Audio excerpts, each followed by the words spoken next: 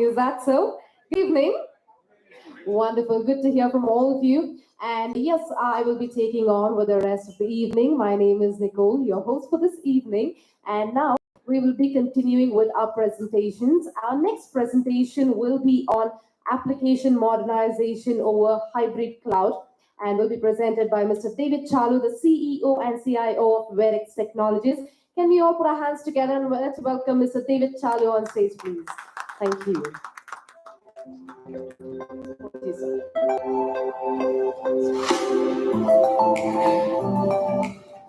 Thank you, everyone. It's a pleasure to be here, and thank you, Enterprise IT World, for giving us this opportunity to present this topic to all of you. Let me just get a little familiar with the controls here. Is this one? Okay. All right.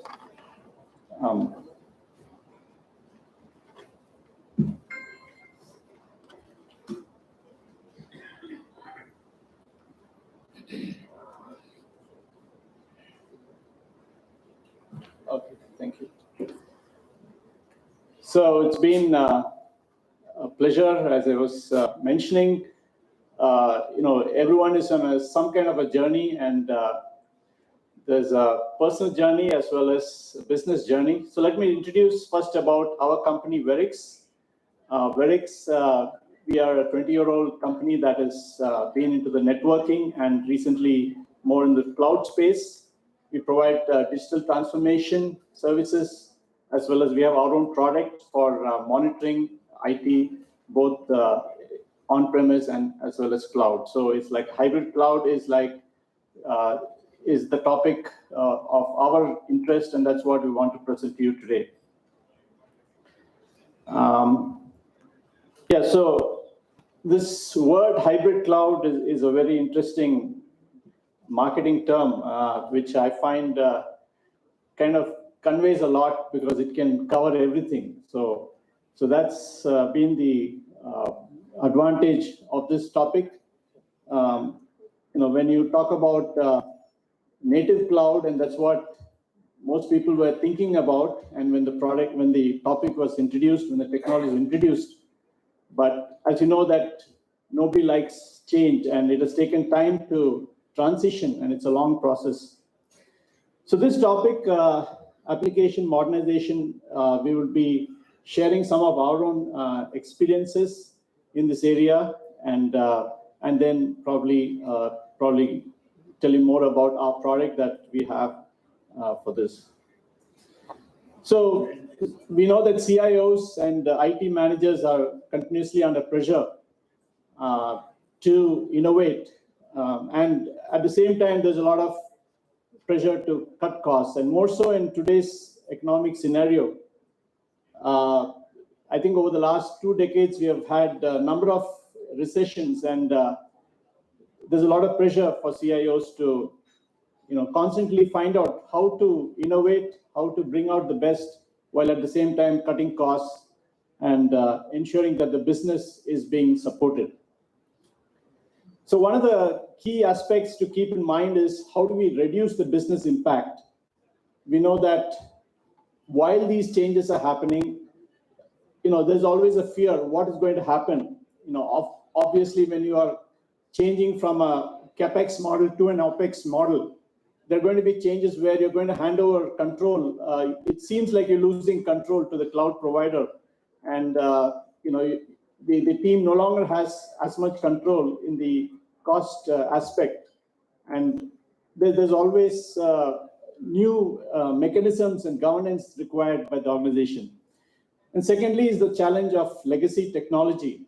We're all aware that we want to, the business, the CIO or the CEO wants to move ahead with the new application or the new capability, but what drags us behind is that something is not supported or there's a legacy that has to be always taken into account.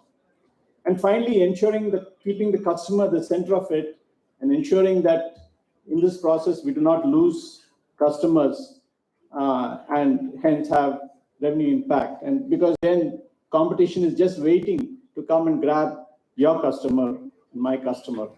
One of the things that we have found through these cycles of different cycles we have had in the recession and so forth, is that there's never a time when the infrastructure can be cut out. You can cut down on, maybe travel, you can cut down on some other expenditure, but nobody wants to cut down on the infrastructure itself. So I find that IT infrastructure is very fundamental, and it is the basis on which the services have to be delivered. For instance, if you get used to a certain level of service, then you don't want that service to be removed, whether it's the internet today or even the power. So IT infrastructure is very key, and it cannot be cut down in any crisis or any situation. And I don't have to tell you about the hybrid cloud advantages that's been the topic. So we've been having this, a lot of discussion around hybrid cloud and how this enables us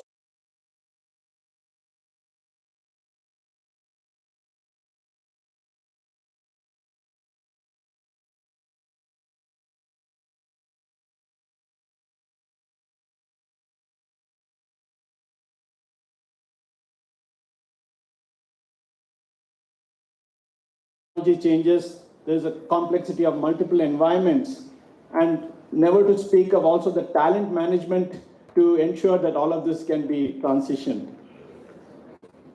So in talking about the challenges, there are many challenges, but we need to move on. To think about how to move to the cloud with the least amount of risk, how to cater to multiple clouds, because often there are applications running in one cloud and then you subscribe to some other cloud and then suddenly you have a multi-cloud situation. And how do you integrate all of this together? And I said also the CapEx to OpEx shift, where, from initially investing in certain amount and having a very clear budget, when you go to the cloud, there's always a fear that how much the usage suddenly runs away and increases. And next you're getting a call from the CFO, say what's happening, the cloud expenditure is going up. So these are all the challenges.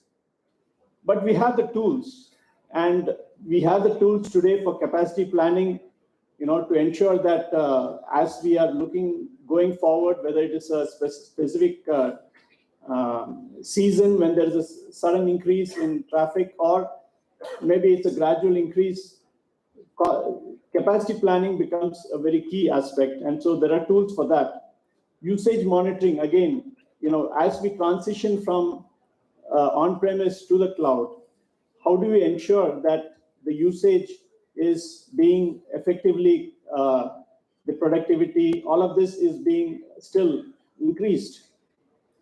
We need to keep the infrastructure monitoring also in perspective, because you need to ensure that the performance and the scalability and whatever advantages that you have from the cloud, that is being delivered. And then lastly, you have the traffic monitoring part, where you want to see how all of this infrastructure, all of this that has been set up, how users are actually using it. What is the data flow between these different points? So in terms of the hybrid cloud infrastructure, one of the things that we have found is a key support assumption is that, obviously most people are thinking about the cloud part, but the networking part, the connectivity part is often not given as much importance. And so we find that there needs to be often an upgradation, and that is something that is sometimes coming as a surprise. And security is another area which is often a surprise if you're not planning ahead. So you need to revalidate the assumptions and ensure that the security is taken care of. So in terms of application modernization, the topic that I'm covering today, the key challenge is, the key aspect to be kept in mind is that to understand each application, to understand its architecture, understanding the technologies, all of that, and accordingly providing the right approach, the right time frame for transitioning your applications. So obviously there are three broad categories, if I can put it, as lift and shift, partition, and refactor. So I'll cover that in this slide. So you have three approaches, as you know. The lift and shift is the most simplest approach, where you just shift your application to the cloud, and there's almost no change. So you're really not taking much advantage of the cloud, but yet that you're just transitioning to the cloud. And obviously, there's not too much cost advantage. It's more a convenience. Whereas the second approach is the partition approach, and that's what many would often take, where you partition your application such that the parts that can be moved to the cloud, you change that. So you change the application to the extent that certain parts can take advantage of the cloud, and the other parts you would retain it on-premise, for instance, for regulatory purpose or for performance purpose. And the last approach is, of course, the refactor approach, where everything is changed. And so this certainly bring advantages of all the cloud, the agility, the scalability, and so on, but it takes your maximum spend. It takes more testing and all of that. So just to give you a broad, just some examples of what we have done. So if you look at a HRMS application, for instance, which was like more than 5 years old, and that is being transitioned. So the refactor approach was easy, because that it seemed that certain parts which were sensitive could be kept in-house, and some other parts which were required a lot of public access also, that it was moved to the cloud. Similarly, a CRM, where it was partitioned, and the IT service management application was just shifted because it was a simple application which did not require too much change, and they did not see too much of a need to really provide cloud native features. So there it was a lift and shift. So different approaches are being used, for instance, in an industrial environment, where again the performance and the aspects of the OT, which is very difficult to transition to the cloud. So that remains on premises, that is not also digitally transformed. And so you have these multiple approaches. And of course, business continuity planning is an important aspect. And with cloud, we expect much more agility and much better response in this area, or better performance in this area. Again, you have two approaches. One is to build that capability within your application. As you move to the cloud, it is important that you try to incorporate this multiple regions, DR, or whatever aspects that you are trying to do, that is incorporated. Whereas the second approach is you use it as per the cloud providers' capabilities. Of course, there then you are depending upon the cloud, and the applications don't need to be changed. And then last but not the least is the security. I've kept this as a separate thing, but probably in some cases this needs to be looked at in parallel, not necessarily in the same order that I have presented. So it's a better thing that applications are modernized in a way that security is looked at in the application itself. So rather than depending upon on just the cloud provider to provide the security. But there may be simpler applications where it's simple enough that the cloud provider services for security is provided as well. And then we have the governance in terms of ensuring that the metrics, compliance, all of these are requirements in different businesses. And so, the expectation is that when you move to the cloud with hybrid cloud, that your availability, your performance, all of that is improved dramatically. So you need to have the tools to demonstrate that. You need to have the tools to be able to ensure that that is indeed happening. And what are some of the challenges there? That's something that we will cover shortly. The tool set should be technology and vendor agnostic, so that as you are doing this transformation, you are not depending upon a particular environment to be able to measure these things. So, we have introduced this product. It's our own homegrown product. It's called CloudMon, that has been built from our own R&D, which is built for the cloud, for the hybrid cloud, as well as multi-cloud environment. So it provides valuable insight and visibility into your IT infrastructure as well as the applications. So your infrastructure consists of compute and network and the storage. All these have to be, when it's moved to the hybrid cloud situation, you need to ensure that the applications are not downgrading and you do not lose control of all these infrastructure elements when you move to the cloud. And over time, when there are some either incidents that happen, how do you recover? You need to have all the data and you need to be able to recover from those situations.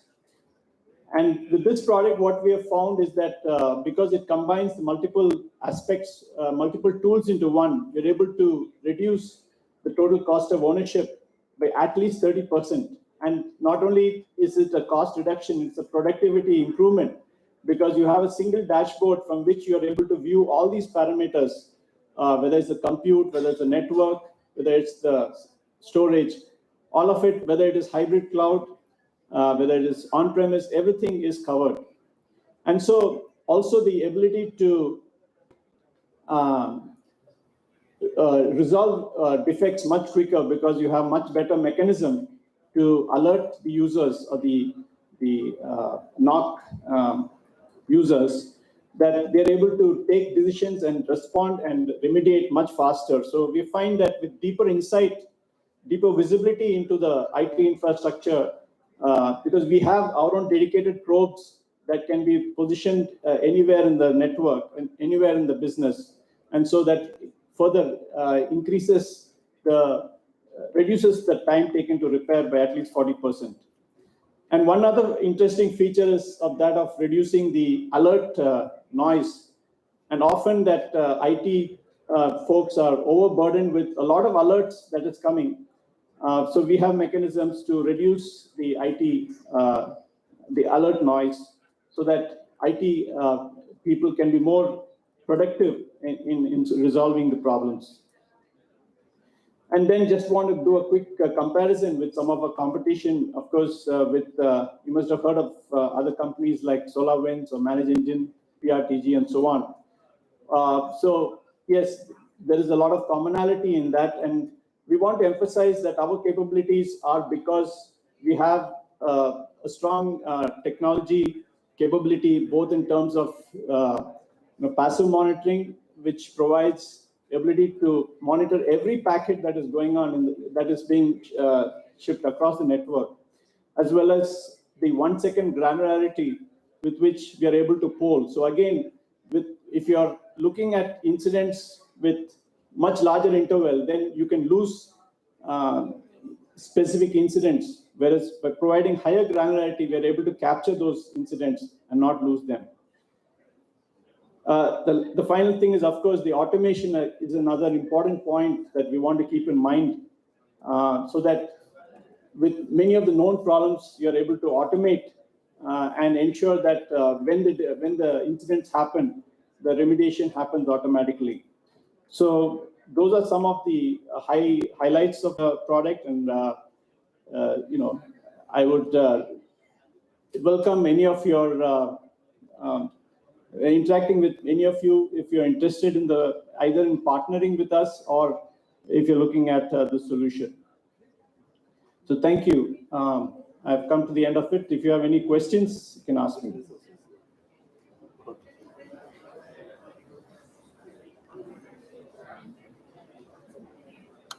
Yeah, there's one question. So we were mentioning about alerts and alert noise reduction. Mm-hmm. Is it done as a background job, or the process is still running now in real time? Yes. So these alerts is in the background so that it doesn't come in the way of. Exactly. So how it keep tracks of alert noise using artificial intelligence and those kind of things? Yeah, there are two methods. The first one is in terms of ensuring that you have the threshold set in such a way that you not only get the threshold, the incident that happens because it is past the threshold, but also you can put the duration over which this incident is happening. So you don't want to be notified if it happens 100 times, but that when it happens the first time, because it is happening 100 times, you're still getting only one alert. So that is one thing. The second is the deduplication that is done by over AI/ML, where you're able to ensure that, see that this is the same incident happening from multiple parts of your business. And so it still gives one alert and saying all these different points have the same problem. So yeah, so there are two approaches there. It has no bearing on the system latency. Absolutely no, because the data collection is happening all the time. It's only how you notify the IT administrator or the IT operator. That's what we're talking about. We don't want to stress the IT operators. We want to ensure that productivity is high. Thank you. Thank you. All right, was there one more question?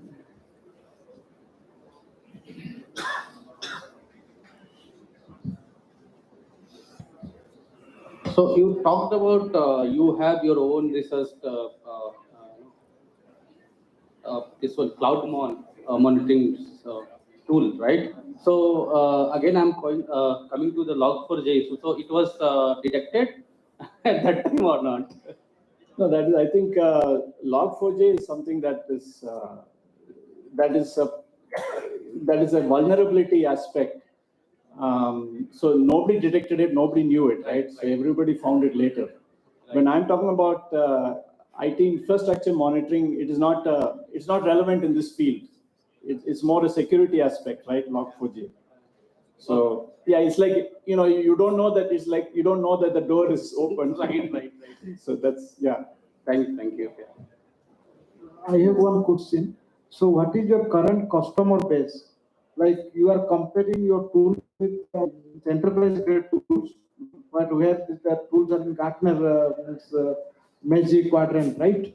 So I found even I have worked and good experience in Datadog.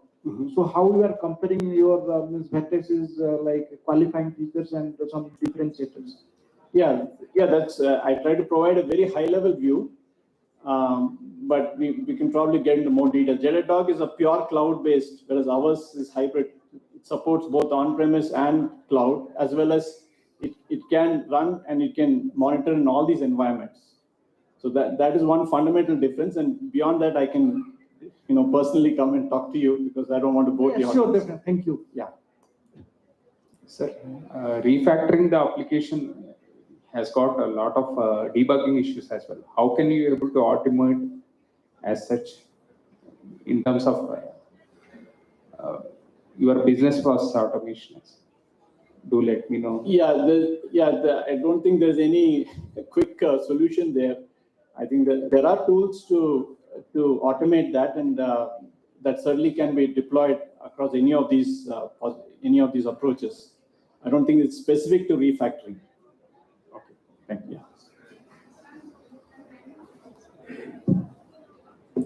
Okay, so there are no more questions. Thank you so much. It's been great talking to you.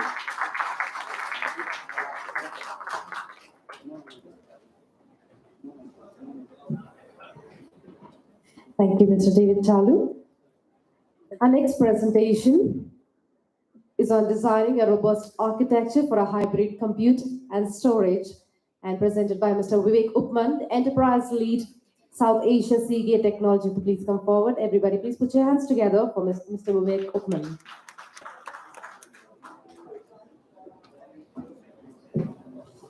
Just checking if I am audible. So,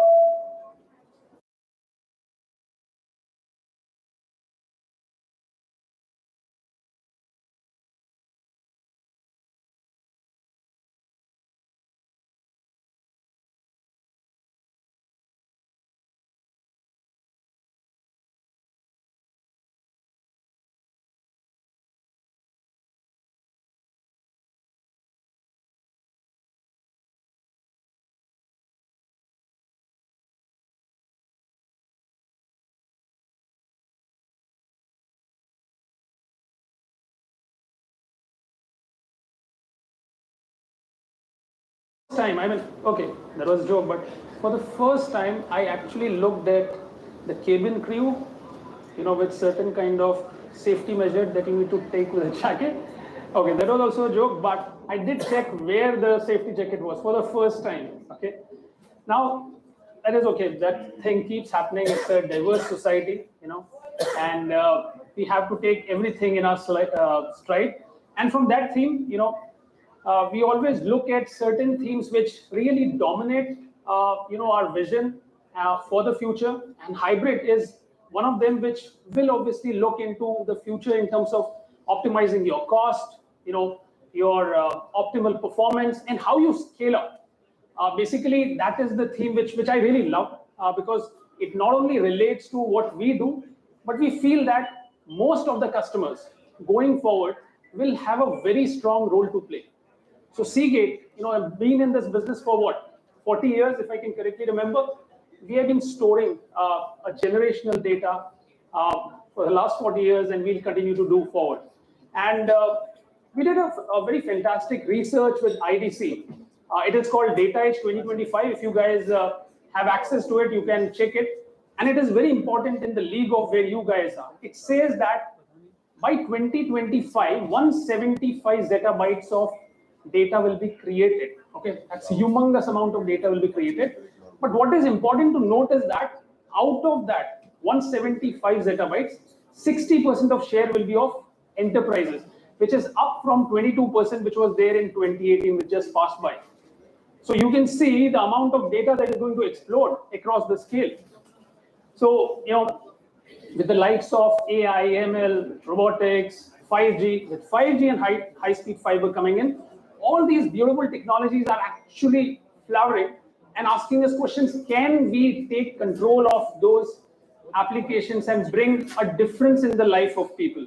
It's all about giving a right customer experience. And once you have a happy customer base, obviously that solves a lot of problems. So Seagate looks into the perspective of sustainability as well. So when I was about to come for this conference, I wanted to understand that what is the key takeaway that could be there. And as an innovator, we always look towards the future. So you'll be surprised to know certain technologies that I talk about, which has a gravitational impact going forward. And these are really path-breaking technologies. Okay, I forgot. So how many guys know that Seagate is there in cloud systems or any memories of Seagate? You obviously would identify Seagate as HDD provider, right? A gentleman raised his hand there. Yeah, please. So what is your memory or your what do you think about Seagate? You know that we were in cloud already? Oh, excellent. So that's good that there's some generational awareness already coming in but for most of the people, it's even for me, before I joined Seagate, I was like, okay, I have a backup plus hard drive. This just is a portable storage company, but I didn't realize the amount of data that we store. It's more than 50% of the world's data that Seagate critically manages. Now, what I want you guys to know is that when I'm talking about on-prem storage, hybrid storage, and cloud storage, we've been doing this for last 30 years, 3 decades. But the only reason why we were not, talking to the CIOs or the end user community was it was our OEM business, which it continues to remain. So whether it is appliances or SAN storage devices or massive JBots, some of the biggest cloud service providers use our block storage at a massive scale. So we are the ones who are actually creating those block storage or the building blocks of storage for all the categories, whether it is Dell, IBM, UHP, Lenovo, NetApp, and most of the global cloud service providers. So what I'll do with this session is, I don't want to give too much of a technology session here because it will be just a touch and go. And also I know you guys have been listening patiently to a lot of stuff already. So, okay, these are some of the challenges which you guys deal on a daily basis. So we try to find out that if we are able to build an optimal hybrid cloud strategy, so what it could be. So what we did was we have been talking to a lot of customers. We also do a lot of research along with the IDC, and we found out globally from these customers like you that what could be the decision-making criteria for you if you were to decide, okay, fine, this is my on-premise storage. And this is the hybrid, this is the cloud. What are the things that I need to consider before I take a decision? And not surprisingly, the points were ease of functionality, security. Currently, security is the dominating theme everywhere. You have data localization bill, your sovereignty law that is coming in. You've seen so many of your, governments having, head-to-head with social media companies. So you never know whether you are putting up your data, what kind of security compliances or, kind of laws it has to deal with. So these are the things which are extremely important to them. Apart from that, yes, the traditional ones. I should be able to move the data effectively between my hybrid, on-prem hybrid, as well as to my cloud. And of course, the biggest, I should be able to control the cost.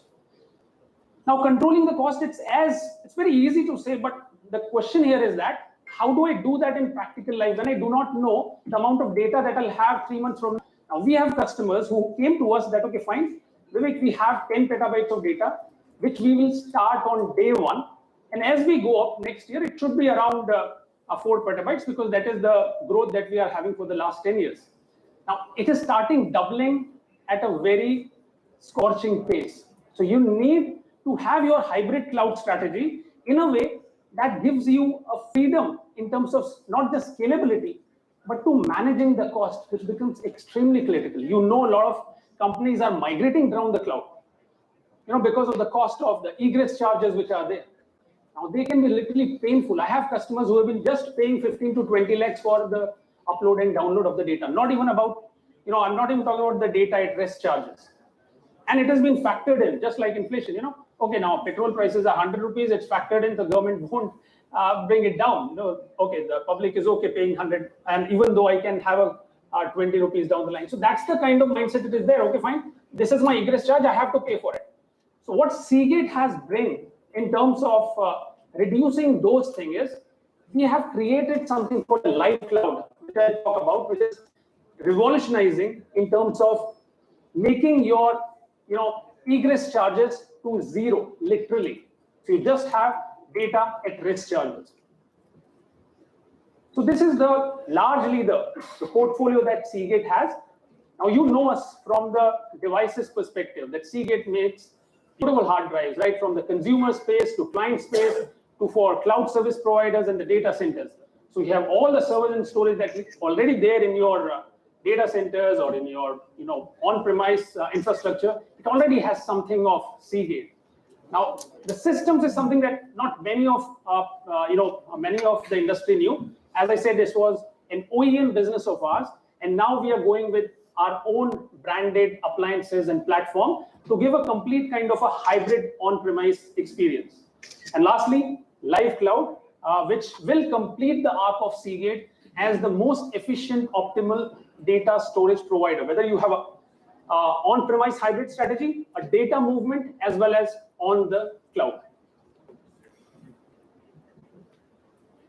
So as I said, we have been trying to find out what is the area that actually helps the customer in terms of their sustainability. So we went back to create our already in system or in place storage systems. As I said, we've been making this for OEMs for last 30 years. We built certain functionality which changes completely in terms of sustainability, the environmental impact, and also the overall life cycle of your storage, whether it is at the on-prem or a private data center or on the cloud. So we came out with something called ADR technology. So let me talk about this. It is autonomous drive regeneration. Now, you know that you guys design network, compute, and storage. Now, what typically happens once it is implemented, you then sign up for a warranty and support for 3 years, 5 years. You want on-site replacement. You create the RAID group. Something goes wrong for the 2-drive tolerance that a RAID group is typically built upon. Then you log a ticket. The RAID rebuild happens. You're fine with that. Performance degradation happens during the time of RAID rebuild of the storage at the compute level and at the storage level, but that's how the traditional technologies have been there, both at the cloud and the on-prem level. So what we have found out is, because all the drives eventually come to Seagate at our Seagate CK centers, most of the time, close to 90+%, it is just a small smart error. Now, all the hard disk drives and the controllers, the brains behind any network computer storage, they are programmed to receive the alerts from all the devices. Now, some of the alerts are about, hey, I have failed, okay, a smart error. Now, what needs to be done? Typically, what a controller does is it excludes it from the RAID group and starts doing the RAID rebuild on a hot spare line there, waiting for some failure to occur. Now, this is the general process which has been there. Now, through autonomous drive regeneration, we have tried to find out is, can we find an algorithm through which we can exclude this small error, regenerate the data, and allow the drive to work at a reduced capacity. For example, it was a 20 TB hard drive, and it shows some error to the controller. Now we check at a threshold without going for a RAID rebuild. Can I bypass that error? So that is, in short, the terminology and the algorithm that Seagate has created, which is autonomous drive regeneration. Now this, any drive, let's say it was a 20 TB drive, after this ADR, it will function without a RAID rebuild or a performance degradation at around 80 TB, 18 TB. Something will be reduced. The quantum depends upon the smart error or at the threshold. So imagine over the life cycle of the storage, how much impact it can have if we are talking about a mass capacity. Something like petabyte, exabyte scale. This can save a lot of cost, and also it has less environmental impact in terms of drive retirement, degaussing, and things like that. So that is something innovation that we have done at the disk level, which is unique to Seagate and can do wonders at your hybrid cloud strategy. So that is autonomous drive regeneration. Now, you guys must have already known about a distributed RAID architecture or distributed parity or something called as adapt. Now, what we have tried to bring in is that from a normal perspective, when you have your infrastructure of, let's say, petabyte scale, or even in TVs, whenever a drive or anything failure happens, you go with the traditional SAN technology, and then the RAID rebuild starts. With adapt, there is no hot spare, literally, and everything happens on a distributed environment. So in place of a hot spare, you have hot spaces striped across the disk, across the petabyte scale that you have. Now imagine if you have a traditional SAN infrastructure, and now the hard drive's capacity is increasing by the day. When I joined Seagate, the maximum that we had was 8 TB drive. And today, as we speak, we have already shipped 20 TB drives in the market. So when a 6 TB or 8 TB drives fails, the RAID rebuild is acceptable, 10 hours, 20 hours. But when a 20 TB drive fails, it will go beyond 100 hours. So that time, data is not lost, but the performance goes down. With adapt, that is reduced to almost like 20 hours. So the performance degradation time is now lowered. So along with ADR and adapt, it can give you a really nice, or you can draw the performance that you paid for throughout the life cycle of the solution. Okay, this is some of the things that generally acceptable mindset is there. That okay, when I have a hybrid kind of an environment, both at the disk level, at the box level, and at the cloud, what is the kind of infrastructure or the stack that I would be creating? So you guys would know this very easily. So I don't want to stress upon what the virtual storage and why it is best, because it doesn't work at the disk level. It allows the volumes to scale up to the virtual pool. Thus allows you more scalability in terms of your apps and your data. This is another industry standard, which again, it's quite traditional. Okay, I need auto tiering. What it actually does and how optimally it should be having. So your box, your on-prem or your cloud should be seamless in terms of, shifting the data right from hot, warm, or cold, which is classical auto tiering. So it should be able to support the SSDs, the 10K RPM SAS drives, and the nearline, which is the resting place. So as you can see, a hybrid strategy should have a very strong auto tiering environment where you have a performance tier, you have a standard tier, and finally the archival tier, which again, as along with the virtualization, this is something which is at the hardware level should be well functioning. Okay, data at rest encryption. So we keep hearing about that data is very important. I need encryption. I need protection at the application level. I need software level protection. Now, what are we talking about in terms of adding multiple layers? Because we know the kind of failures or loops that are being created are at most of the levels. No matter what you do, everyone will say nothing is 100% secure. Something or other is left. So what we say is that, okay, in things that we are expert, which no one is that we'll give you disk level encryption, which is the most difficult to break. So SED drives or secured encrypted drives instead of a normal model, we usually recommend for a hybrid cloud strategy is that all the disks that you have in your storage, whichever storage you may choose to, should be SED enabled. So any data that goes in after that, it is at an encryption level, host level, you get a key, is encrypted. So now after having multiple encryption level and protection, when it is at the hard disk level, that is what is a complete kind of a protection that you can get for your code, for your data, for your movement and anything.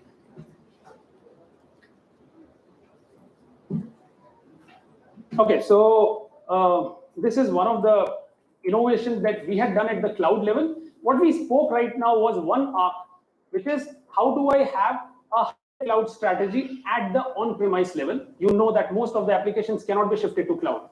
Some of them have to be near to the processing, near to the source rather than at the cloud. There could be latency with we spoke about the various problems, that is ease of use, functionality, the cost, and the data movement that happens. But yes, there will be a lot of apps which have to have been on the cloud. So Seagate has decided to enter in that space by leveraging our core strength, that is mass capacity.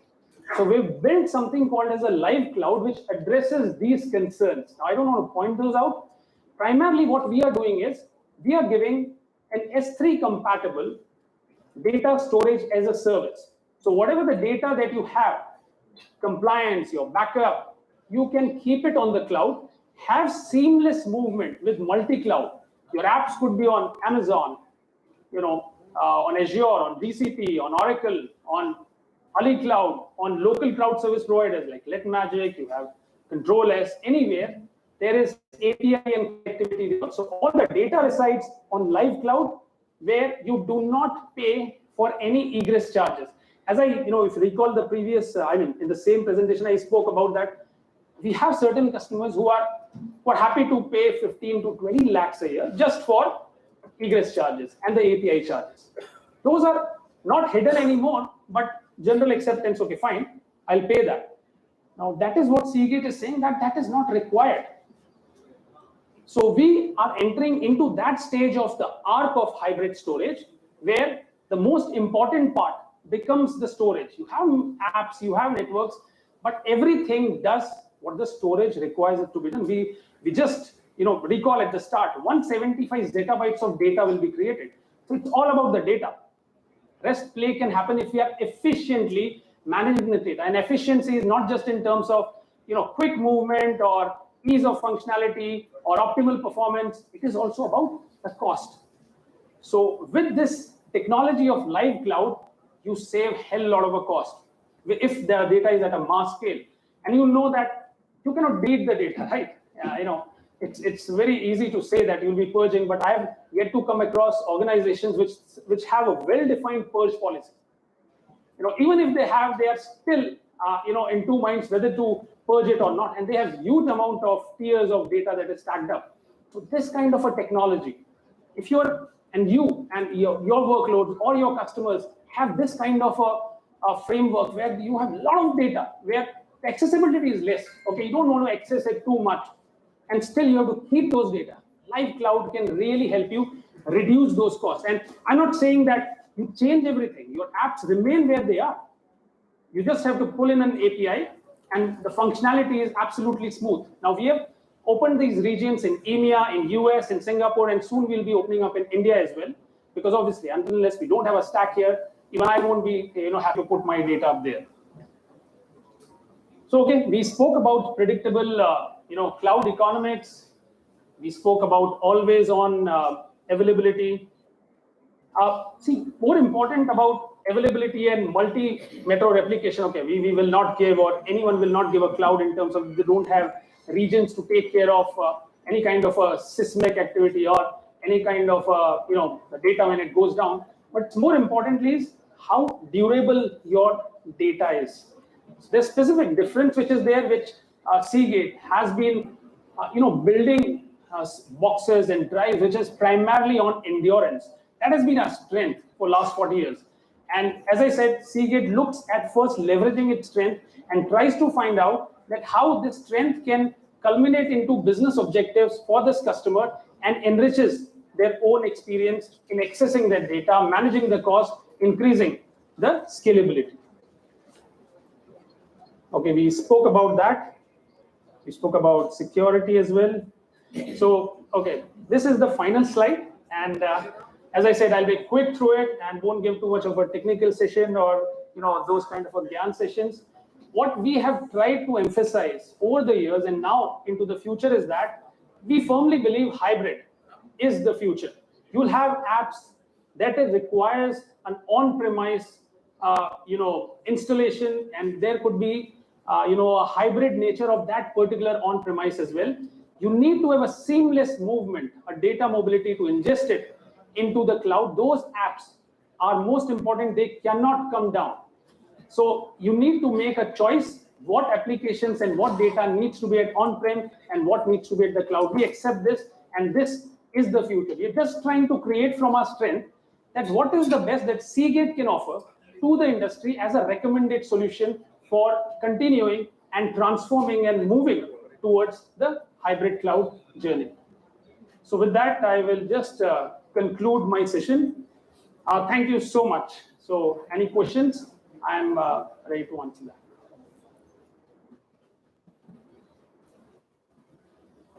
Yes, sir. Sir, you were mentioning about some 20 terabytes.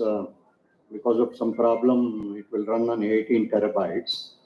So, how if the problem size if it requires 20 terabytes, does it automatically reconfigure for this loss of memory? Or? Yes. So there is an intelligence built in, but because it is not a technical deep dive session, I just highlight it. So the autonomous drive regeneration has over provisioning, both in terms of compute as well as storage, so that not only your data remains the same, the performance doesn't goes down in terms of compute as well. So that kind of immutability is maintained in that algorithm.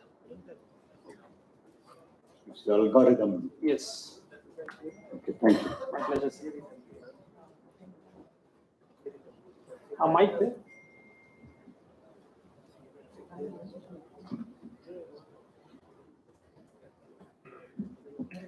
Will the live cloud, is it encrypted as such? Yes. Yes. Yes. Any AES standards are? I do not know the exact standards that are there, but the latest one has been employed with that. So we partner with Equinix globally to have the greater point of presence, and we have applied the same information security standards and the AES algorithms. So can we push from edge to cloud as such? Yes. Yes, of course. Is it possible? Yes, that's what the entire premise is, that whether you are at edge, metro edge, or on-premise, there is a functionality and the APIs which are available, tested and implemented already, which can take care of that. With even with the help of wireless technologies as such, Yes, can we? of course. Then obviously, there we are talking about, if it is about, there would be latency in terms of that. Okay. If that is manageable, yes. LoRa protocol, right? Yes. Long range. Yes. Yes. Possibilities. Yes, definitely. Thank you.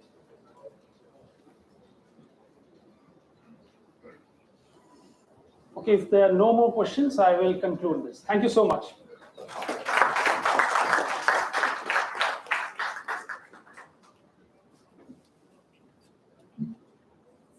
Thank you, Mr. Veek. We now have a fireside chat with Mr. Sri Ramesh, the Chief Strategy Officer, iValue Info Solution Private Limited, and we have Mr. Sanjay Mahapatra, the Editor, Enterprise IT World.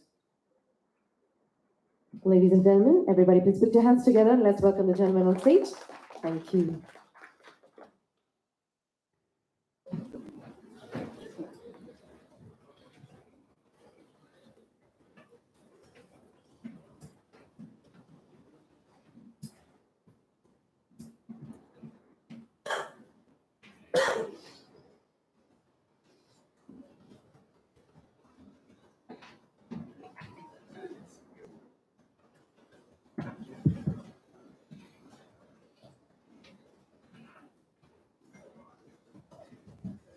Right, ladies and gentlemen, we're towards the end of the uh, long day of our conversation.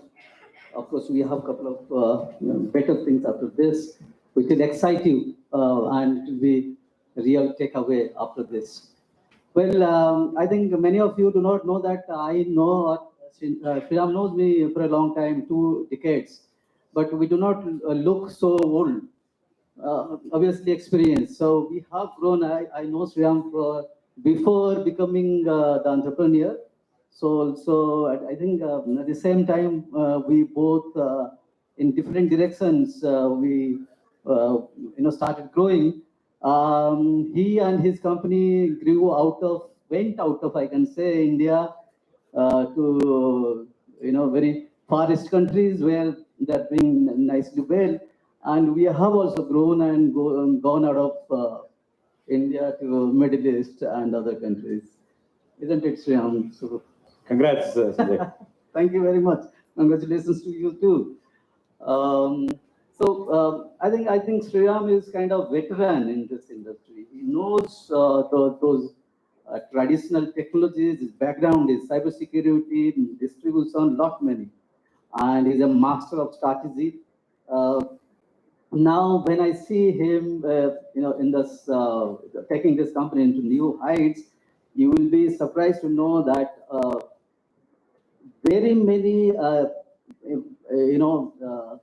stars of the industry, IT industry, have joined his company, and the objective is to take it to a different and next level. If I'm not wrong, Sriram, that's the objective is. All right. So we all know how the industry started, the IT industry starting from the floppy drive to the servers, then the distribution computing, then cloud computing, then hybrid. Now we are talking about metaverse. Already in other countries, people have started trading, buying, selling happening on blockchain and metaverse as well. So we are in a lucky space, I can say, where we didn't have much of legacy. So we started from kind of 0, 1, 2. Now all of a sudden we scaled up to 100. So what is your view on this amplification of the digital transformation? On a larger context, India is the best country to be in. So a recent study talks about India not only the best decades ahead, we are talking about the city being the best from a global perspective from India. So we are in the great place. Digital is the way to go. Government is leading from the front, showing the industry what they need to do. So that's a I would say a revolution of any kind. Not many of us as citizens of India would want to say that government is ahead of private industries in many fronts, but look at the larger initiatives around the Aadhars. Look at a small example of finding ITs, guys who have gone through standing in queue in front of the income tax office, wasting one full day, taking months. Everything is now online, real time. Refunds happen in real time. Seamless operation, faceless operation. It's transformation at scale.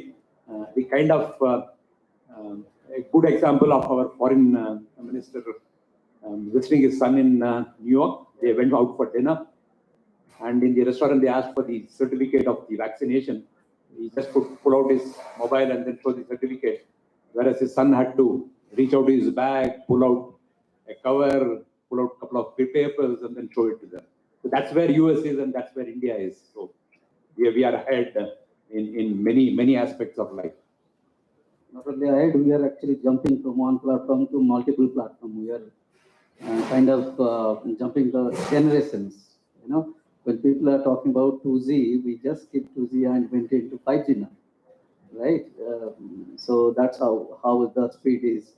And so when we discuss about the entire transformation, not only government space and the enterprise space, what do you see?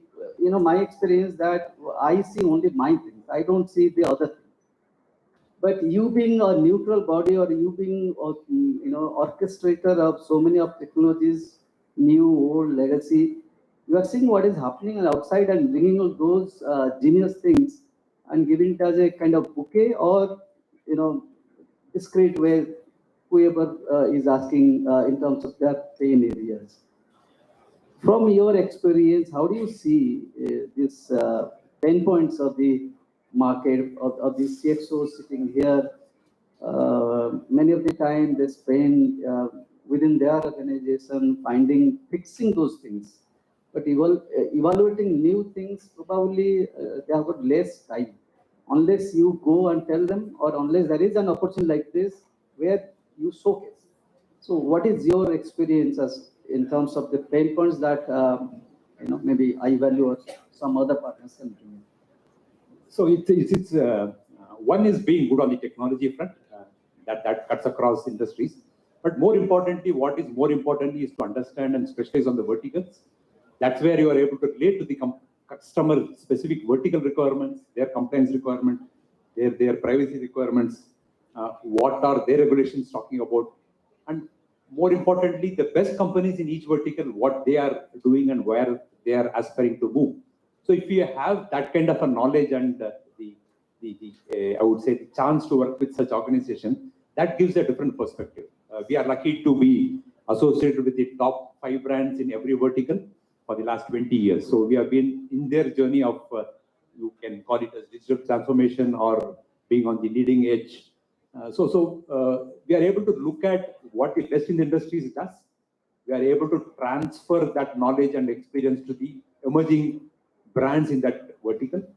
Third larger thing is to look at the developed markets, look at what's the leading brands in the world are doing in each of these industries, assimilate them, digest them, and bring the best which are proven in the world to the Indian counterparts. So this is what we are trying to do and bridge the gap. Keep it vertical centric, keep it customer centric, keep it relevant to the every size and segment of the customers, and show them what the best in their industry is doing so that they're able to take cues and information and leads, and then they can transform their own journey. So far I know that iValue is into DNA, data network and accessibility, or something else. Application. Okay. So you are trying to create niche in that area, those areas, and also trying to bring in other areas as well.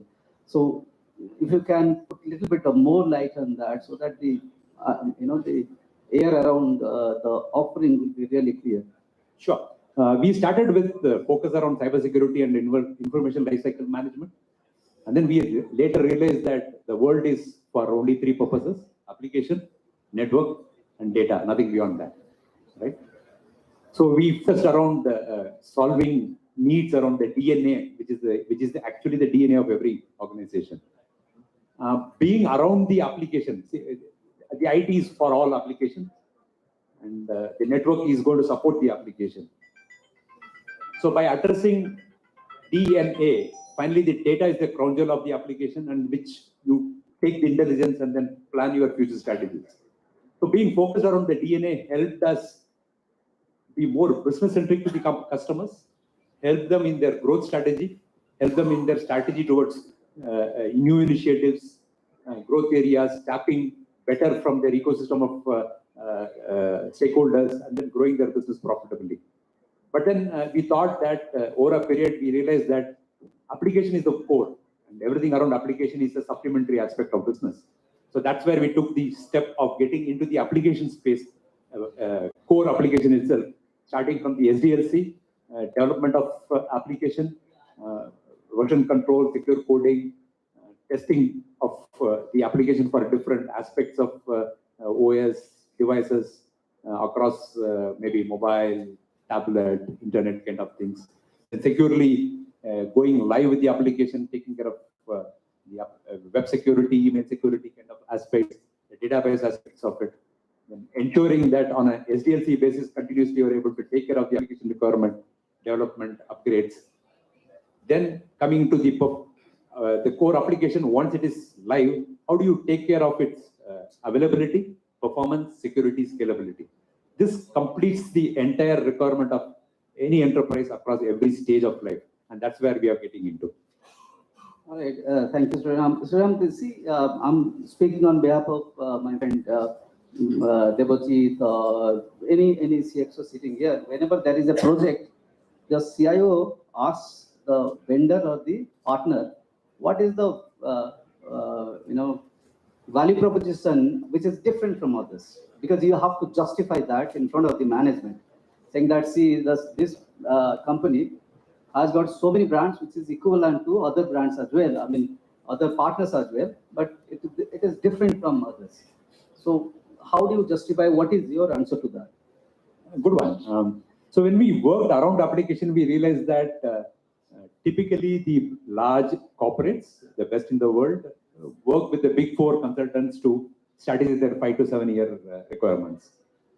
And most of the work is closed and done with the big four, and the only execution part comes down the downstream with respect to the vendors, solution providers, and technology enablers like us.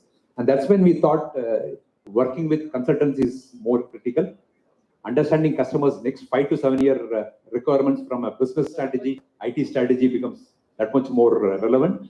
And then by partnering them, we also said that why the big four should limit themselves to just the 2-page executive summary. We said that we can work along with you and then expand that 2-page recommendation to even delivery, successful rollout, and then sustenance. So that kind of a path we took with even the big four, and they saw tremendous value in working with us. That's one part of it. The second part of it is, as I said, we work with the best brands, the top 5 brands in every vertical. You look at the banking, the insurance, the IT/ITS companies, the manufacturing companies, the pharma companies, the telcos. So when you work with such large enterprises and take care of their next 5-year requirements, then that exposure and experience gives you the tremendous advantage when you work with similar industries which are emerging or aspiring to grow up like them. So that's the second part of it. Where we could see the gap coming in is in the new age unicorn industry. India was one of the fastest growing unicorn ecosystem in the world. A couple of quarters back, we touched a number of 150. And currently, thanks to the market correction, I think the number is around 108 as we speak. To those kind of new age digital native born cloud companies, then we thought, what is that we can provide a value proposition? And that's where we said we'll get into the application per se. Application is everything, and if you're able to start with application and then end with managing applications on the cloud or on the multi-cloud environment, that would take care of end-to-end requirements from different customers in different verticals and different growth stages. That's the uniqueness. So I think, ladies and gentlemen, if you have any question, you can throw at me. But I have another question to ask him because he has, I mean, this company from India has gone to Far East. Cambodia, they have got presence. Singapore, they have got presence. Indonesia, Malaysia, I believe they have got presence. So also Sri Lanka and Bangladesh. So what is the roadmap? Are you do you want to cover the entire geography of this side, including Australia and New Zealand? Yeah. So we are transforming. The world is transforming, and if you have to be relevant, we have to transform ourselves within. That's where I said we transform from a DNA approach to application lifecycle management with supporting the infrastructure for application. Then we looked at if we have to go across the world and make our expertise replicated in different geographies, then we need to have the service capabilities around the applications, not just the solution piece of it. That's where we invested organically as well as inorganically. Thanks to the private equity funding which we raised in 2019, we were able to look at multiple growth initiatives simultaneously. So building capability on the cloud, multi-cloud deployment, application migration, application modernization, application sustenance on cloud, plus cybersecurity services around application security, application availability, infrastructure management as a service. So we are looking at services-led approach rather than solution-led approach. Thanks to that transformation, geography becomes a choice rather than a limitation.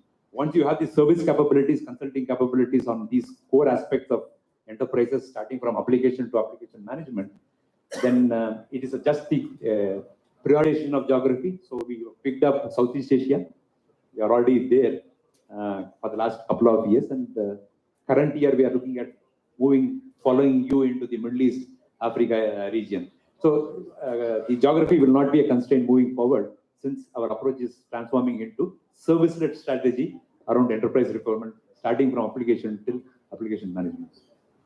All right. Any headcount that looking at what is the present kind of headcount that we have and the growth in terms of that as well? Yeah, so being a technology enabler, the headcounts were kept under reasonable count. Over the last 15 years, we are at 200 plus kind of strength. But thanks to inorganic approach from a service perspective, in a quarter, move from 200 to, I would say, 750 number, kind of a jump we will have. That's very much required is because we are moving from a product-led strategy to service-led strategy. So we'll move to 1,000 numbers by the end of the year. Excellent. Congratulations to you. So, ladies and gentlemen, I mean, you can see the person who is, torchbearer of growth, torchbearer of thinking of how to complement the entire market from digital transformation point of view, from application transformation point of view. If you have any query around that, you can ask. So also you can ask him how to be successful as an entrepreneur. If you have any query, I'm there for maybe 2-3 minutes, then I'll close it.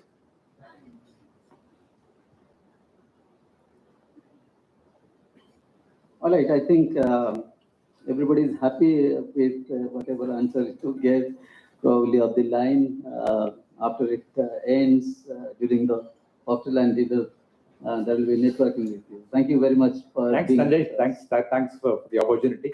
Just one final message to all of you driving the IT and transforming business in your company.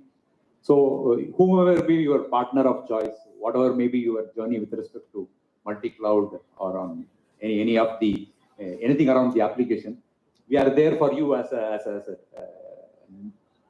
an expert player in that domain. We are already done with the best brands across India, across domains. We can complement your existing solution partner in whatever capacity. It's not our approach to say like we are the only guys and we want to do everything for you. We are here to complement your journey on the digital and application journey, complementing whoever is the service provider of your choice. And then we are open to work with them, complement their capability, supplement their capability, and then make your journey and your business a success. Thanks for the opportunity and the patience. Thank you very much.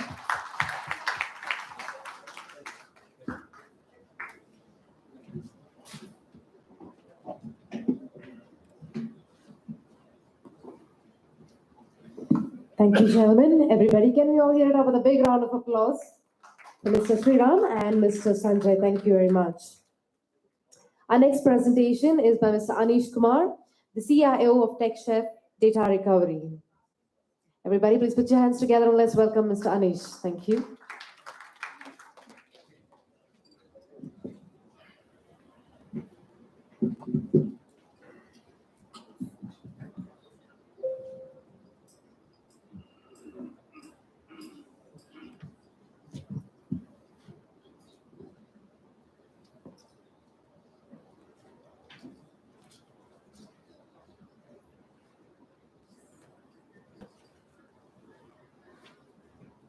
Good evening, everyone. Good evening, everyone.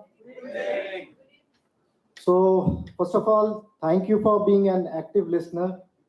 And I would like to thank all of you, and especially Enterprise IT World for organizing such an event, Mr. Sanjay Mahapatra and Mr. Sanjeev Mahapatra.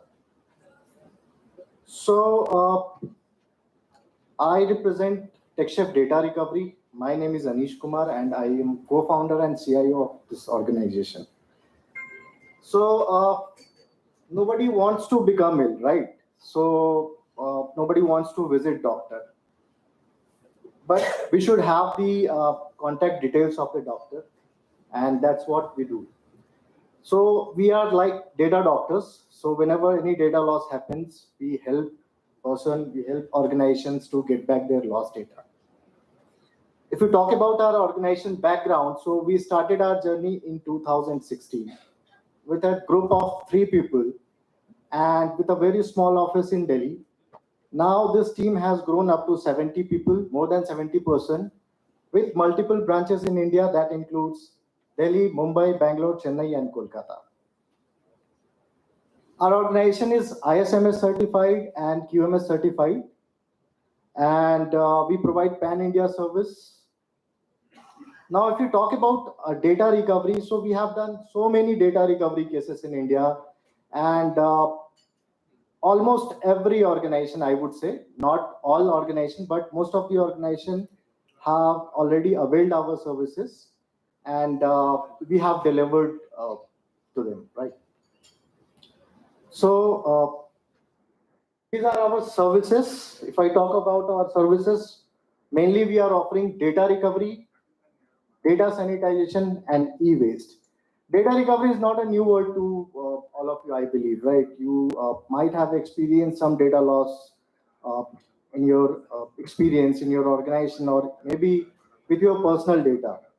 So, irrespective of media, whether it is a solid state drive, whether it is a SAN storage, whether it is a NAS storage, RAID servers, even virtual machines, irrespective of file systems, whether it is a NTFS file system, whether it is a HFS, whether it is a EXT, Linux, what we say, right? Whether it is APFS, Mac operating system, irrespective of media make, whether it is a Seagate brand, whether it is a WD brand, whether it is a Toshiba, Hitachi, we are doing recovery for all of them, for all the devices, for all the operating systems.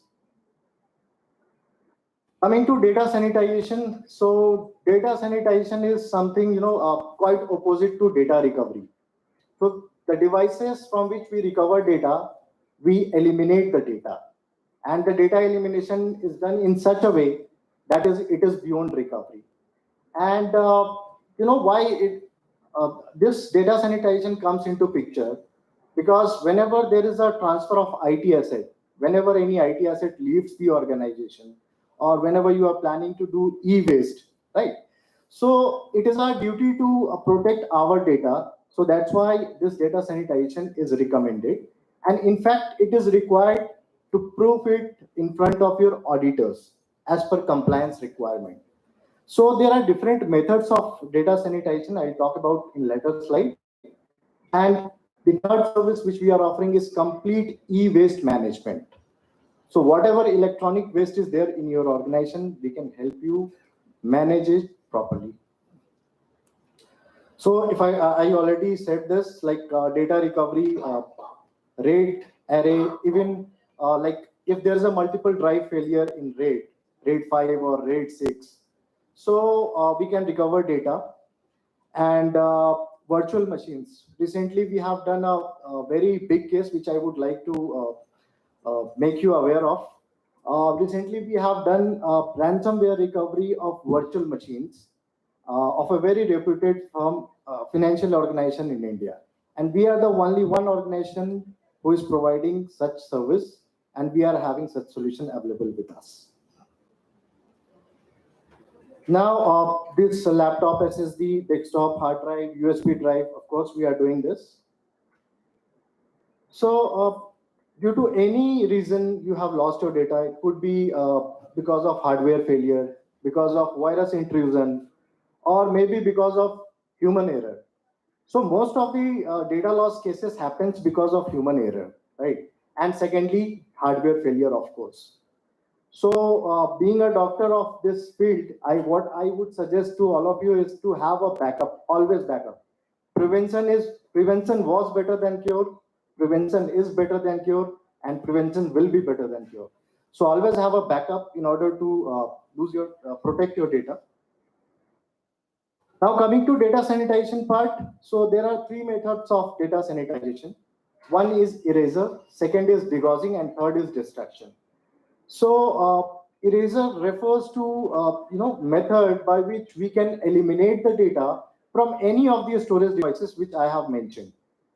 Hard drive, solid state drive, mobile phones, any storage device. So eraser is recommended whenever you want to reuse your IT assets, right? If you are transferring your IT assets internally from one person to other person, there is a possibility that if he is going to run any recovery software, your data can be compromised. So in order to eliminate such threat, it is recommended to always go for eraser before handing it over to any of the third person. Second part is disk degaussing. There's nothing new in disk degaussing. Degaussing is applicable only for magnetic media, whether it is a hard drive or tape drive. As per NIST compliance, you can go for degaussing for all these kind of magnetic devices. Now, I'll give you a scenario. Suppose someone is having dead hard drives or dead tape drives and they don't want to reuse it, okay? Or if someone is having a working hard drive also, working assets also, but they want to scrap it out, right? They don't want to reuse it.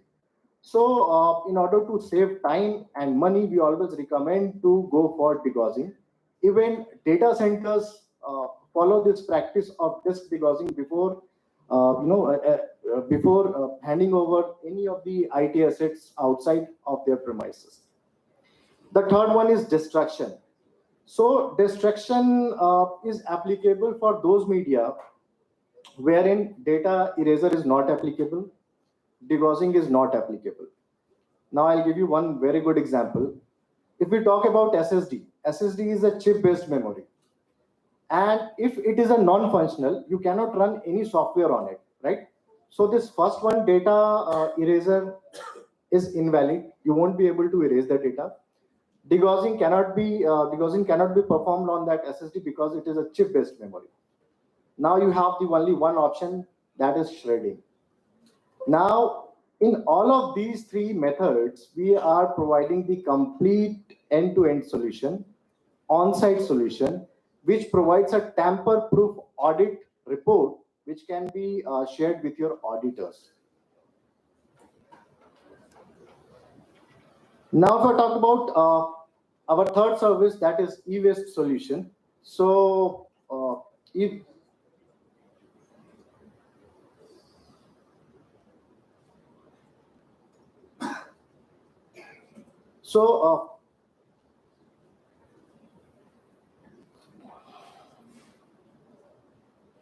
yes. So e-waste solution is followed in 4 steps. First one is collection of materials. Second, segregation, then dismantling, and then recycling. So we are very proud to say that we have done e-waste of one very big financial institution, which was having more than 400 locations. And that too was done within a very short span of time. That was 2 months, right?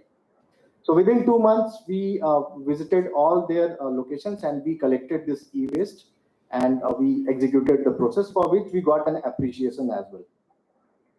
Now, these are few clients whom we are providing services. Most of them are our rate contract customers or recurring customers. And this includes some very reputed names. These are few names. And so this was the last slide. Actually, as Mr. Sanjeev Mahapatra said, that this evening is going to be very exciting for all of you. And I think I'm the last one standing between you and your awards. So thank you very much. Have a great evening and all the best to all of you.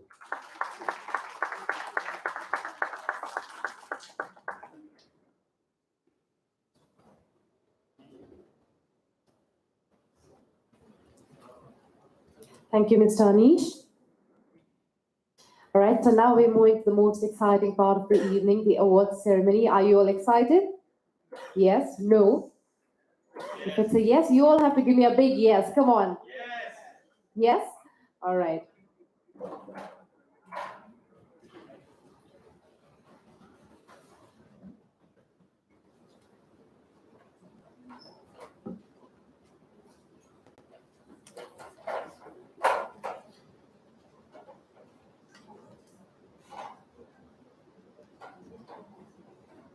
Okay, so we will be taking a quick 10 minutes break, so you all can go back and yes, you all can take a 10 minutes break and come back to us. Now it's 6:50, so we'll see you all at 7 o'clock and start off with the awards straight away from there. Thank you.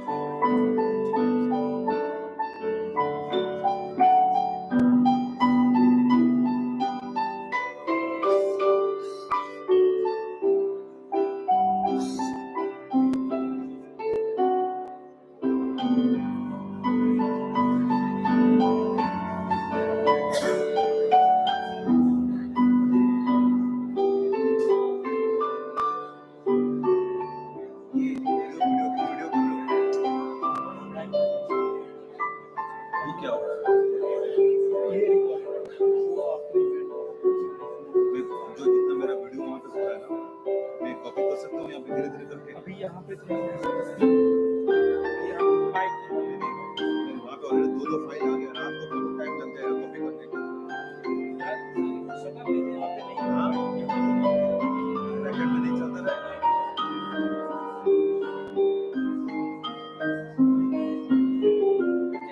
आप चाहे तो आप लोग से यहाँ copy कर bracket में copy होने दो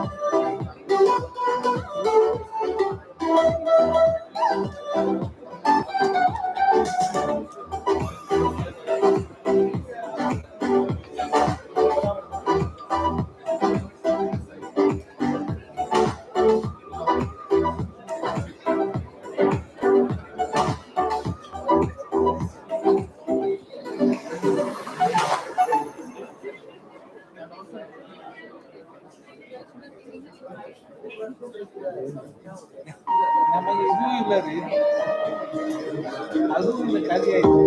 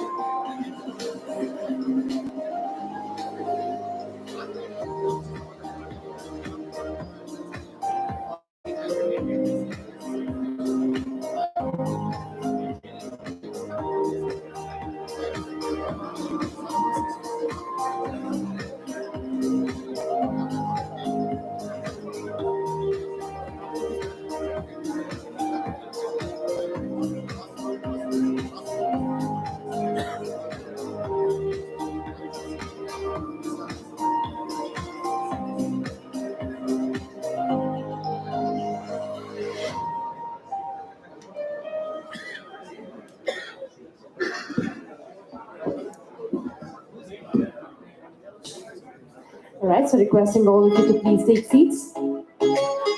Requesting all of you at the back to please take seats.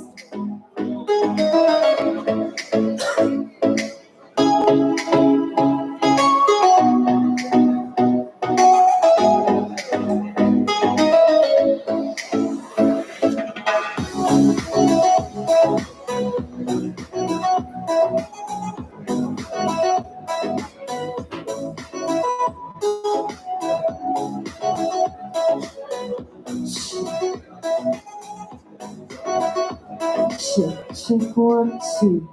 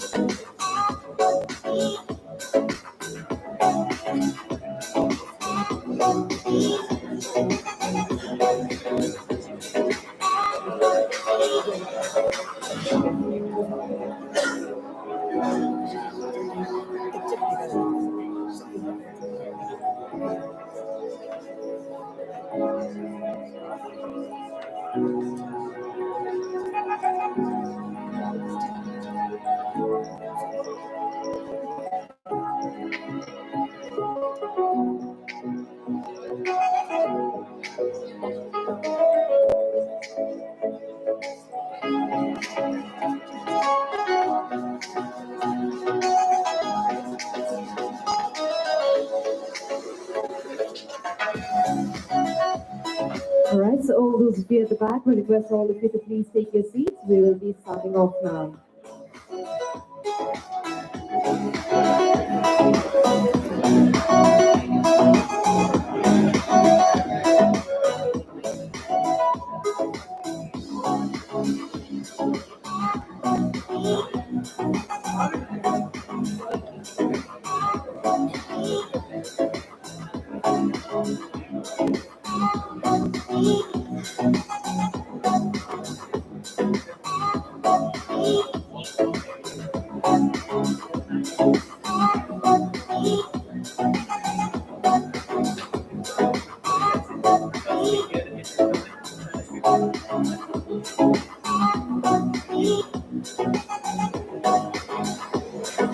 Check, check.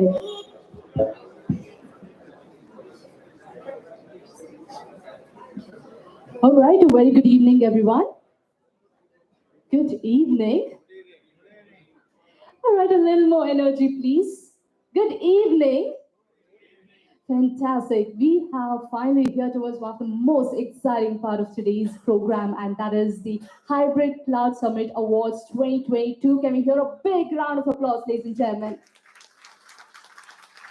That's wonderful. And I want to see all of your excitements coming a little more higher. Are you all excited? Yes, no, I see a few hands up as well, but I'd like to hear it from all of you. Are you all excited? Yeah, no, I don't think so. I'd like to hear it out a little more loudly from all of you. You've all just taken a break, so a little more energy. Are you all excited? Wonderful. Thank you very much. I think it's time we start off with the awards ceremony, the most awaited part of this evening, ladies and gentlemen. And here we are, our first set of awards for the evening, the Cloud Champion Awards 2022. And to give away the first set of awards in the Cloud Champion Awards category, can we call on stage Mr. Kunal Thakur, the Director, South Shivami, to please join us on stage? Ladies and gentlemen, everybody make some noise, put your hands together. Thank you. All right, so now as we will be announcing the winners of the awards, we'd like all of you to please make some noise, cheer up, and put your hands together for all the award winners. Can we all do that? Yes? All right, great. And now, the Cloud Champion Award winner for 2022 is Mr. Debojit Maitra, CISO, Aditya Birla Fashion and Retail Limited. Everybody, let's hear it up with a big hand.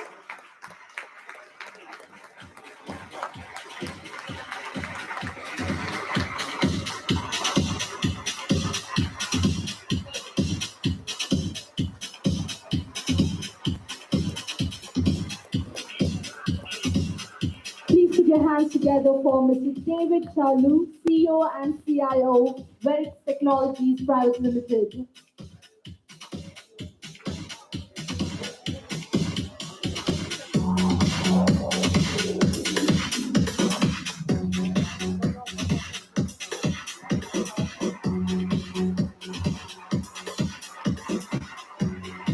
Mr. Amjad Sheikh, Senior Manager, Vandana Global Limited.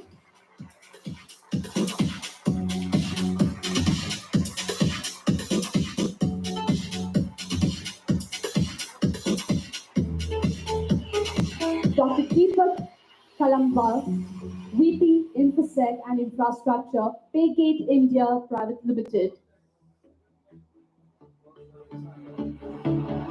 Mr. Vivek Zakadi, Chief Data Officer from IKS Health.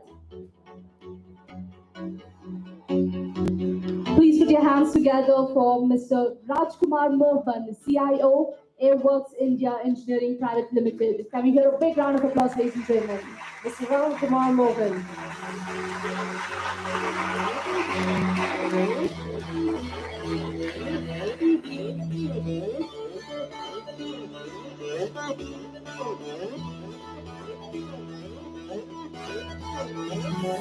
Everybody, let's hear it with a big round of applause.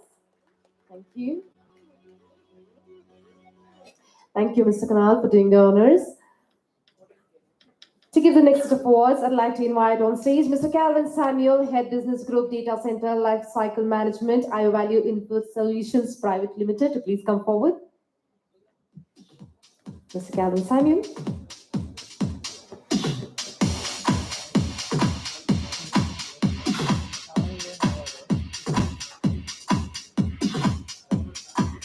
so now it's time to announce the award winners. And the winners are Mr. Randhir Muralidharan, Chief Information Security Officer from Encamo, formerly known as KPI Soft Private Limited. A big round of applause for the gentleman, ladies and gentlemen.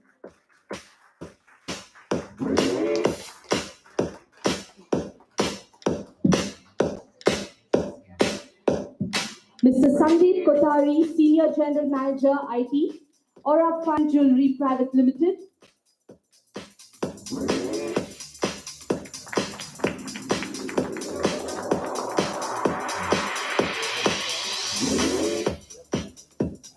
Mr. Dharmendra Kumar, CIO, Way Cool Foods and Products Private Limited.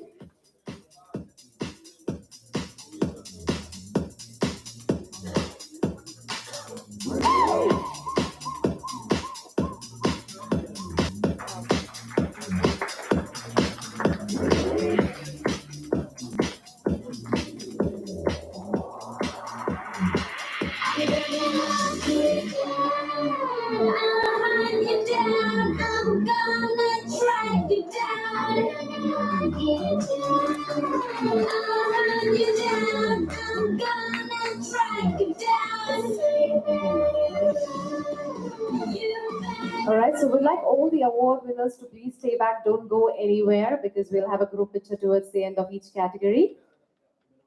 With a big round of applause, ladies and gentlemen, please welcome Mr. Dharmendra Kumar, CIO, Way Cool Foods and Products Private Limited. Please keep the claps going.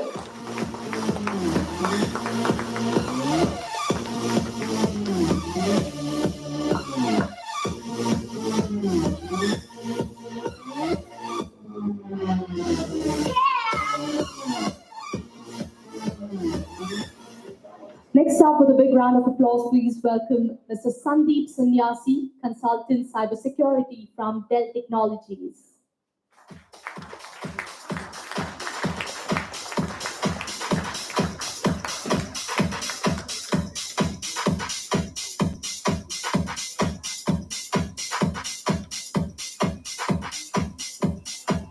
Mr. Jagannath Sahu, Head Cybersecurity Delivery and Ops, Bharti Airtel.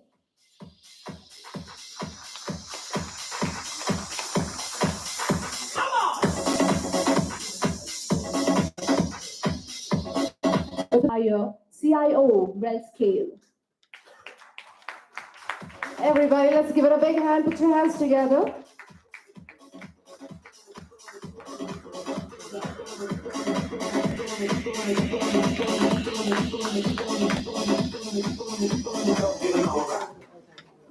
All right, thank you, Mr. Samuel. Next, I would like to call on stage Mr. Sriram, the Chief Strategy Officer of High Value Info Solution Private Limited, to give away the next set of awards. Feeling alright, keep giving the love, we're gonna do it all night. Feeling alright, keep giving the love, we're gonna do it all night. Do it all night, do it all night, do it all night, do it all night.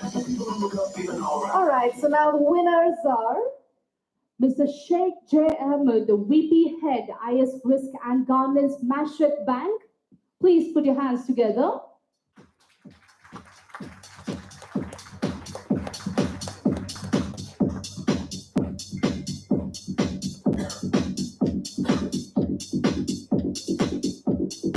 Mr. Parmesh Chatterjee, Head of ID, IDFC First Bharat Limited.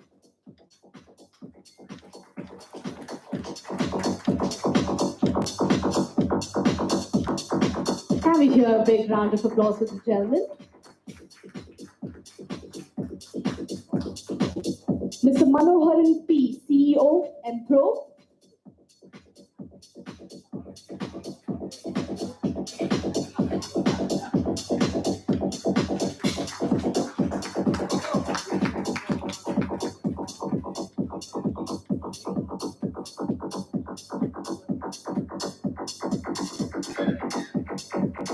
Next up, we would like to call upon Dr. Ravi Prasad Padi, Chief Technical Officer, Crayon India.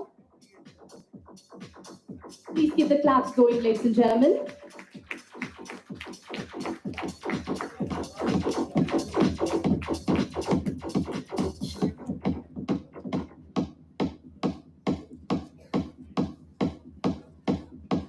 the claps going as we call upon the next award winner, Mr. Goku Lavan Jayaraman, Information Security Head, Lumina Datamatics Limited.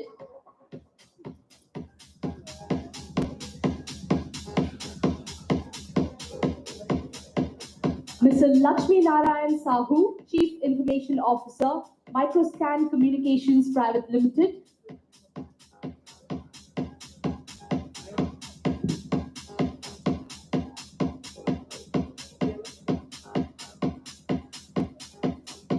All right, so thank you very much for doing the honors.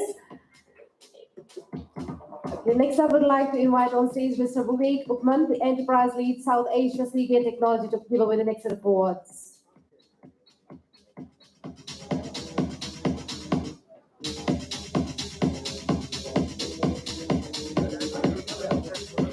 Please join us on the stage, sir.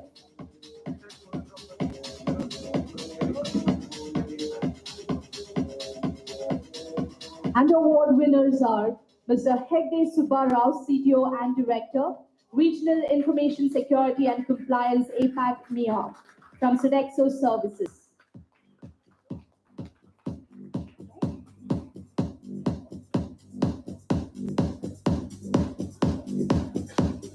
Everybody, let's give them a big hand. Put your hands together, everybody.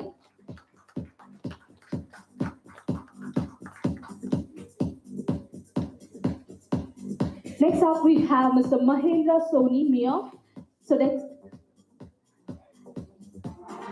from Sodexo Services. My apologies, Mr. Hegde Subara was from NASCAR Group.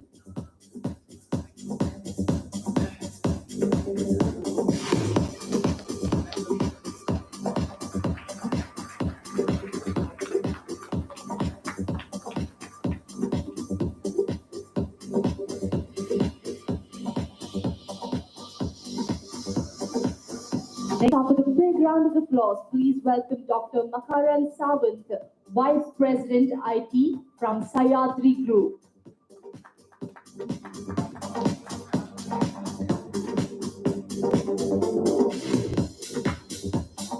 Ms. Pradipta Patro, Head IT and CISO from RPG Group.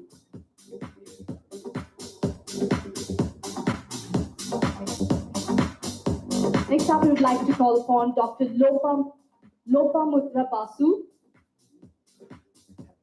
Advisor Cloud Security Alliance APAC Research Council from Cloud Security Alliance.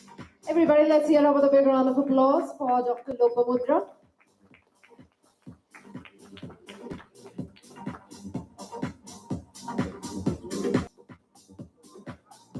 Next, we'd like to call on stage Mr. Anish Kumar, the CIO Tech Chef. They are ready to please come forward.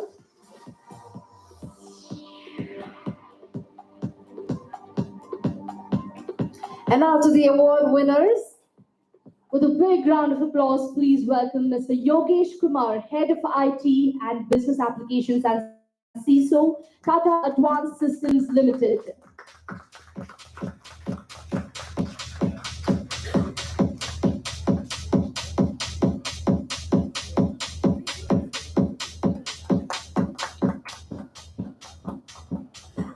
Mr. Arvind Kumar Sharma, Head IT, Chamber Fertilizers and Chemicals Limited.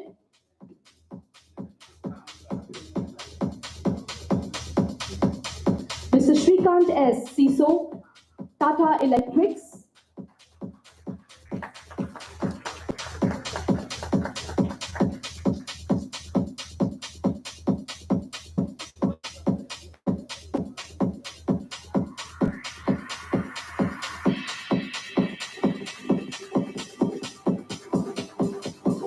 All right, so ladies and gentlemen, that's Mr. Shrikant S, CISO from Tata Electronics. A big hand for him, please. Please keep the claps going for Mr. Suresh Kumar, Head IT from Satwa Group.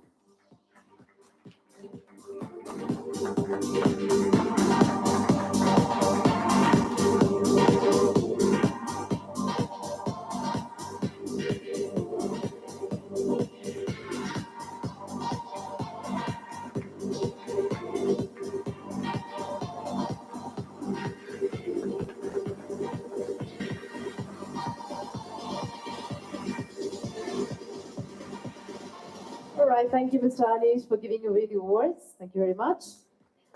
Again, now to the last set of awards in the Cloud Champion Awards for 2022. And to give away the awards, can we call upon Mr. Ravi Prasad Chaldi, the Chief Technology Officer of Air India.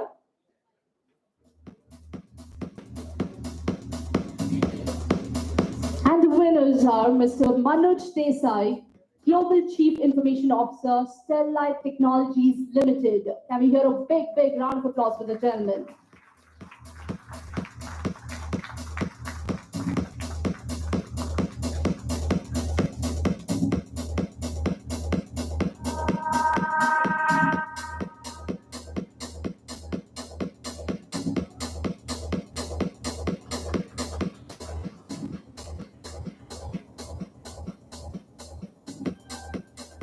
Mr. Himanshu Verma, CPTO, Licious.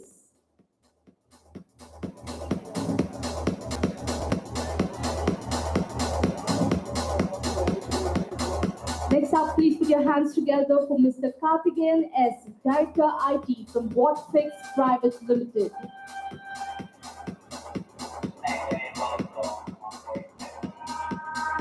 Mr. Akhil Sikri, co-founder of Zono Stays. In the direction of travel. Last but not the least, I would like to call upon Mr. Jai Prasad Naidu, AVP IT Micro Labs.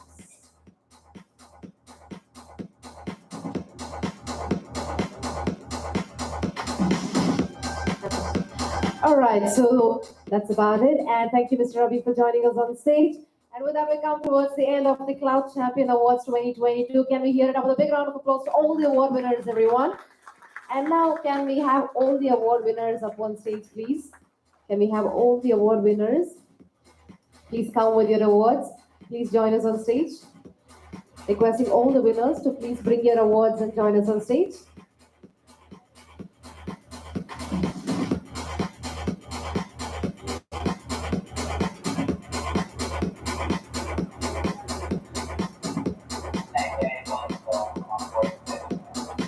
Exit to the left in the direction of travel.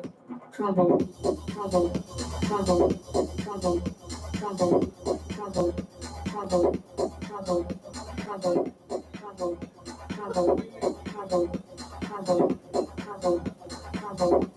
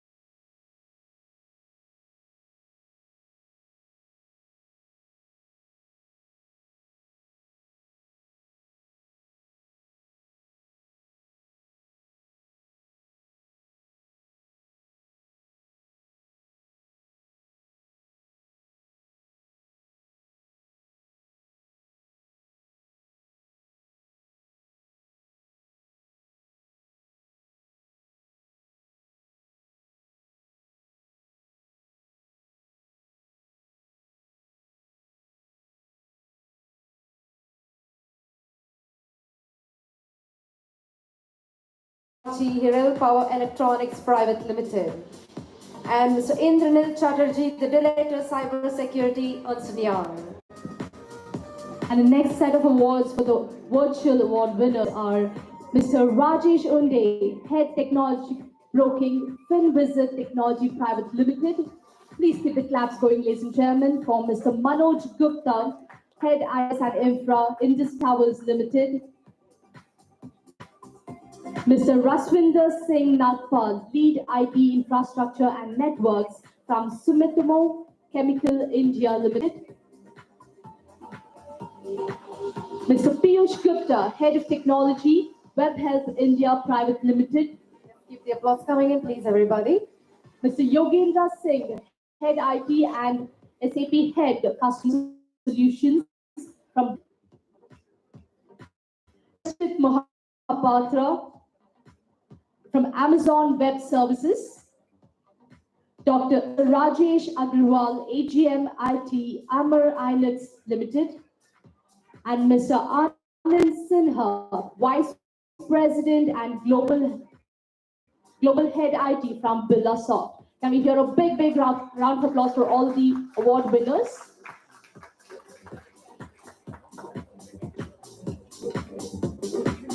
With this, we come to an end of the first category. And the next category of awards is the CIO Select Awards. Sannyasi from Dell Technologies and Ms. Ramkumari Iyer, CIO Renscale, to please join us on stage to give away the awards.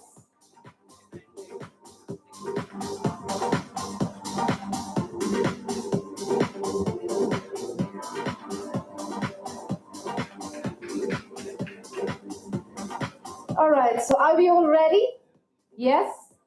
Yes, no, for now, we'd like all of you to please put your hands together as we announce the award winners' names. And now, to the award winners of the CIO Select Awards. The first one goes to the best DC operator in India, and it goes to Controls Data Centers. With a big round of applause, let's welcome Controls Data Centers.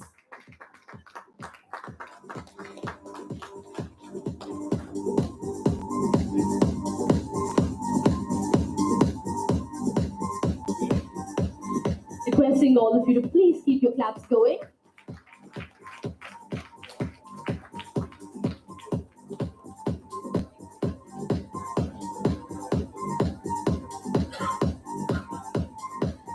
Our next award is for the best 86 server vendor and goes to Dell Technologies. 86 server vendor goes to Dell Technologies.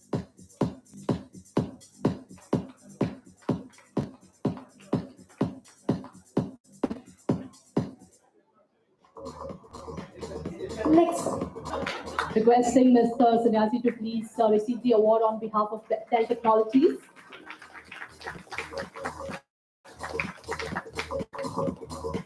Sorry.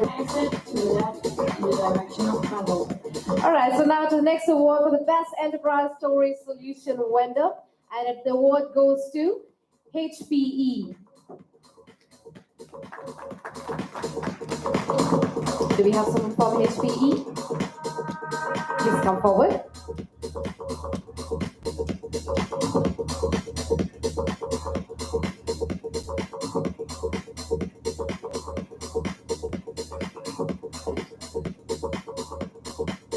Everybody, let's keep the applause coming. Best enterprise storage solution vendor goes to HPE. The next category, the best enterprise backup and recovery solution vendor. And the award goes to VM Software. Can we hear a round of applause for VM Software?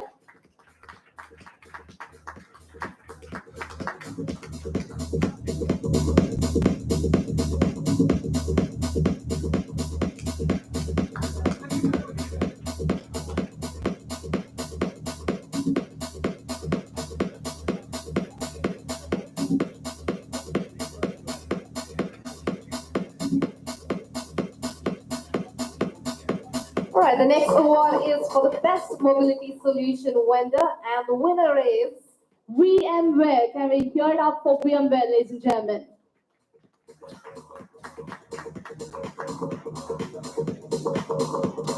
Do we have someone from VMware? All right, so moving on. The next award is for the best wireless networking brand.